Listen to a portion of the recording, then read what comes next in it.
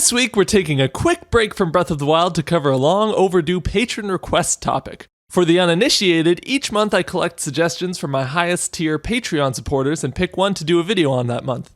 For March's suggestion, I'm going to take a look at Grant Kirkhope's orchestration techniques found in Banjo Kazooie for the N64, as suggested by Bobby Jane DeForge. Thanks, Bobby! In Banjo Kazooie, each world is filled with different areas to explore, different characters to meet, and different goals to accomplish. Grant Kirkhope, the composer for Banjo Kazooie, as well as a variety of other great games, musically reflects this diversity with a soundtrack that changes depending on where you are in a level. Each level of the game gets one consistent main theme, but this theme is rearranged and reorchestrated depending on where you are to reflect that part of the level. The most obvious example of this is the aquatic version of most of the themes. Whenever Banjo jumps underwater, the music turns into a solo marimba arrangement of that level's theme. It's simple, but it's great because the bassy timbre of the marimba and the stripping away of all the other instruments playing above water mimics the way being underwater changes how and what you can hear.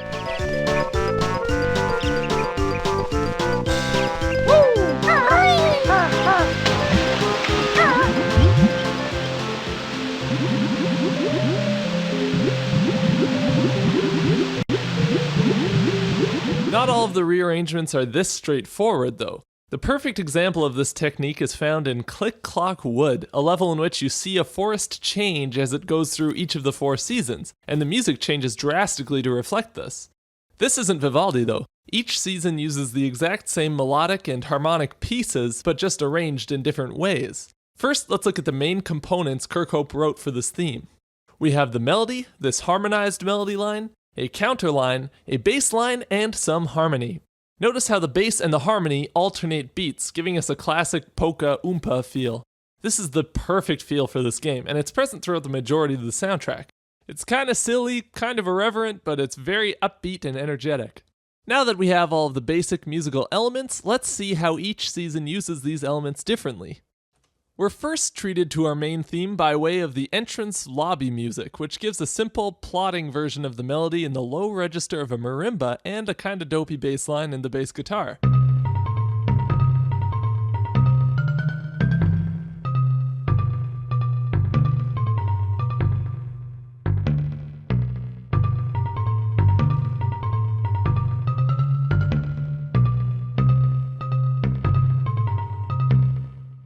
This arrangement introduces us to the idea of the AAB structure, with the second A adding in the harmonized melody line that wasn't present in the first A.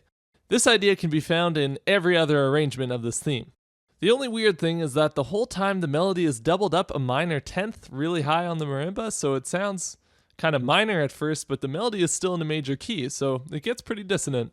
Seems like a pretty ominous choice considering how upbeat and cheerful the actual levels are, and no season is as upbeat or cheerful as spring. This is probably the most involved arrangement out of all the 4 seasons, with an added intro, transition section, and breakdown, although these are all pretty short additions. The tune is one AABA chorus followed by an AAB chorus, then a breakdown before one final AAB chorus. The first chorus gradually builds the orchestration up in intensity. After our clarinet trill intro, we start with just the melody in the flute while the timpani plays the bass notes, although in a vaguely jungle-y rhythmic pattern instead of the typical bass part.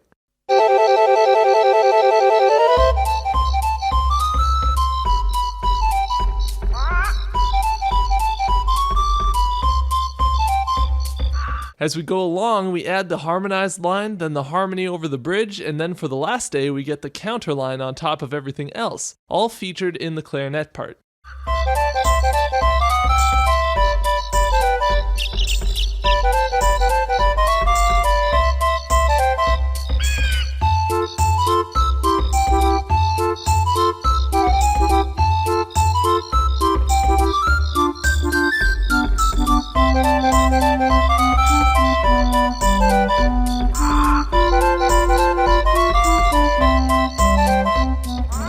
Adding these different parts piece by piece like this gives some shape to the arrangement and builds it up until we hit this abrupt, chromatically descending transition section.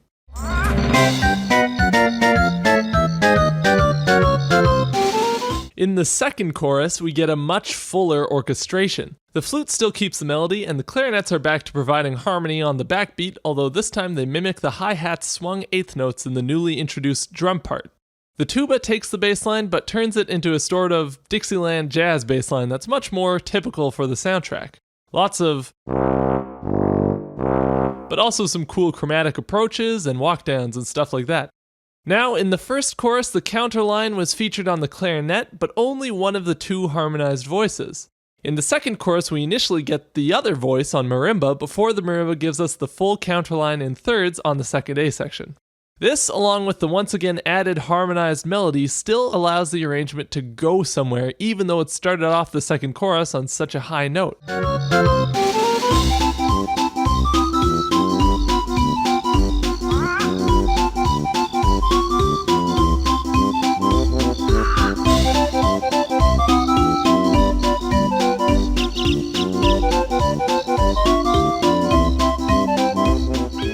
Kirkhope always makes sure to give his arrangements room to grow up until the climax of each tune. The B section melody is doubled with this weird bird noise, which is pretty evocative of spring, if a little straightforward, and then we move back to this jungly breakdown as the timpani gives us George of the Jungle on a tonic pedal.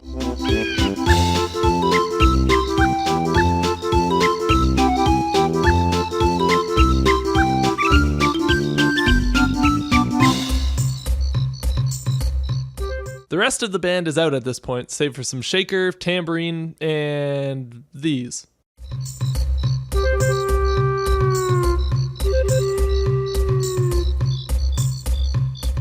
I don't really know what to call these, like tribal yell imitations? Anyways, after this breakdown, we get another slow build back up, starting with the clarinet melody, adding the harmonized line, and then shifting to fill in the harmony as the melody gets tossed down to the tuba.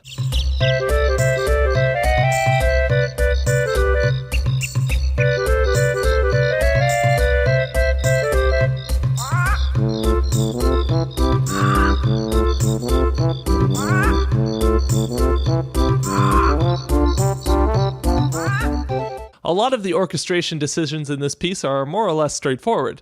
The heavy reliance on flute and clarinet makes sense because woodwinds have always had a connotation of the natural, especially with being used to evoke bird calls and things like that. The peppy tempo could be interpreted as representing the lively youthfulness that goes along with spring. The only thing I don't get is all the jungle vibes, but I guess jungles are inherently very green and evoke nature, and so does spring.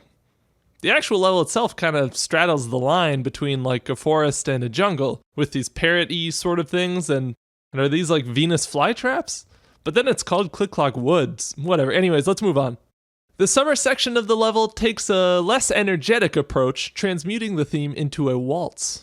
The tuba starts off with the melody, while the strings contribute some stereotypical waltzy accompaniment in the higher range.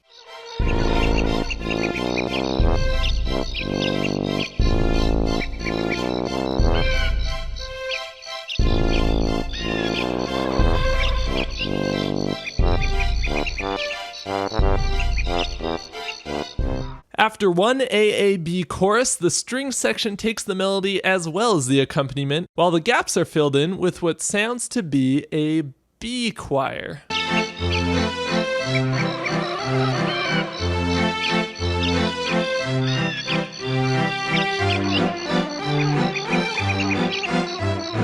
This chorus we get to see the harmonized melody line also in the strings, but no counterline just yet.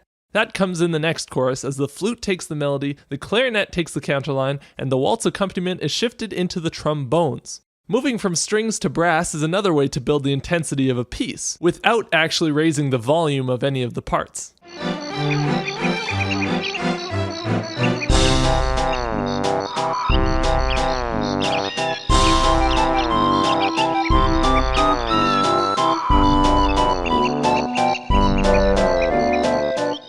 The lumbering waltz arrangement gives the tune kind of a lazy Sunday feeling that I think fits the summer vibe pretty well, especially if you're in the intended audience age where your summers are made up of mostly, well, playing Banjo Kazooie, I guess.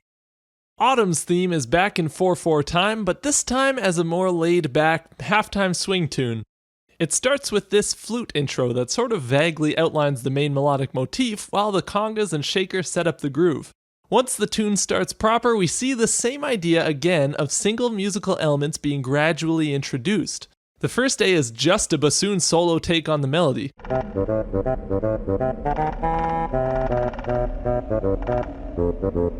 The next A adds some frog croaks mimicking our bass line.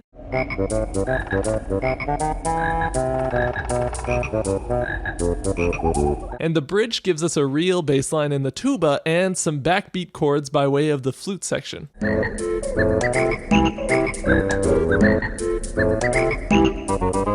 The next chorus is mostly strings and tuba, although the flute doubles the B section melody.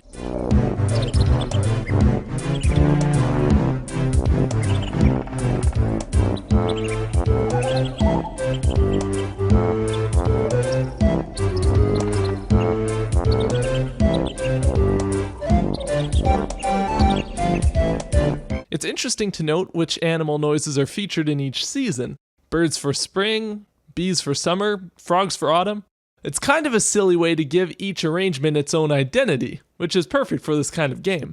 Finally, we have winter, and you know what that means. There's some interesting orchestration choices in this season, as it's the only one of the 4 that doesn't use any wind instruments at all. The melody is carried by the marimba for the first chorus, with Glockenspiel and high strings providing some harmony. Of interest is the rhythmic shift here. Instead of putting the chords on the backbeats to complement the bass line, we get them as whole notes on the downbeat of each measure, and at first without a bass line at all.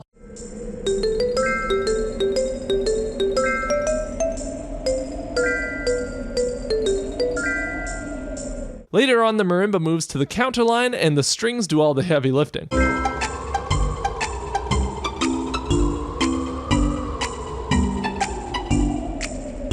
We also get introduced to another Christmas music staple as the tubular bells arpeggiate the chords over the B section.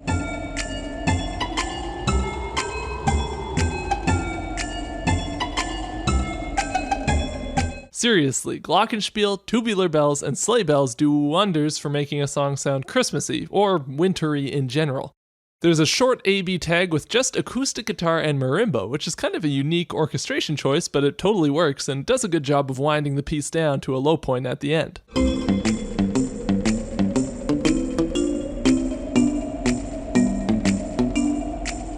Speaking of winter, another great example of this changing arrangement concept is Frizizi Peak. We hear the full version of the theme in the main level area, but in each sub-area we get a different arrangement of the main section of this theme, with this interplay between the keys of F sharp major and C major. First, let's check out the main level version.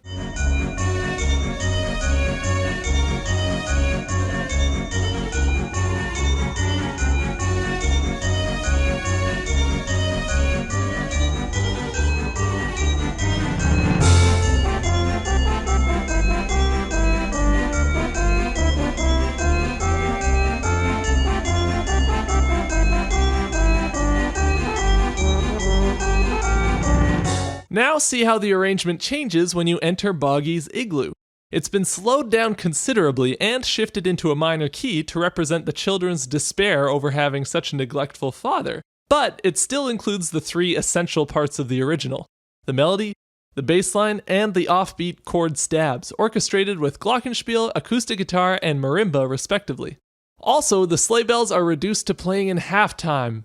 Yes, there are still sleigh bells. It is Christmas after all. But never in my life have I heard more sorrowful sleigh bells.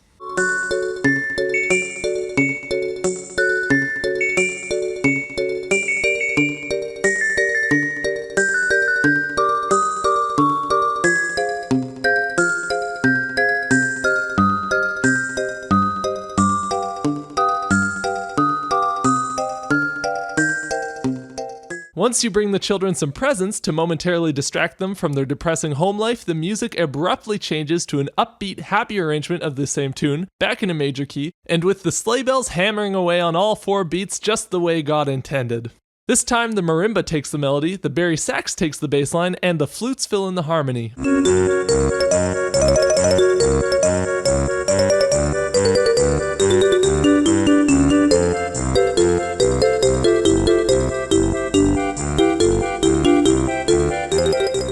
listen to how Kirkhope moves these exact same musical pieces in the other parts of the level, from the Glockenspiel banjo and bass arrangement inside the Christmas tree,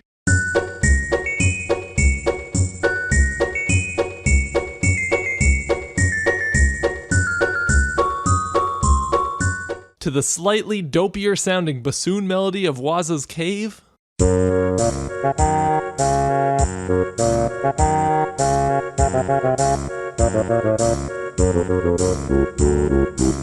to the super intense Boggy's Race theme with the double-time walking bass, offbeat trombone chords, and playful marimba melody over an explosive percussion section. Yes, there are still sleigh bells.